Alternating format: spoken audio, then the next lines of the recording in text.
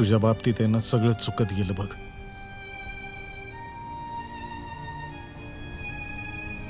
तू आम्हाला नकोच होती. लाज वाटते याची आता. पोरापायी येडा झालो होतो मी. तू जन्माला आली ना तेव्हा डॉक्टरला मारायला निघालो होतो मी. चूक झाली माझ्याकडनं, माफ कर ना. आबा राहू दे ते आता. जुनं सगळं विसरून जा आता. ते नको काढायला परत. कलेक्टर हो म्हणून आकाशला सुद्धा लय त्रास दिला मी. माझं मन राखायचं म्हणून झेपत नसताना सुद्धा 3-4 वर्ष अभ्यास करत राहिलं पोरग.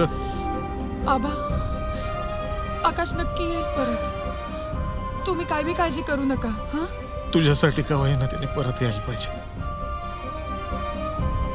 लय जीव आहे तुझ्यावर त्याचा. तो आला ना त्याला जवळ घेऊन माफी मागायची. त्यासाठी तरी त्यांनी परत यायला पाहिजे.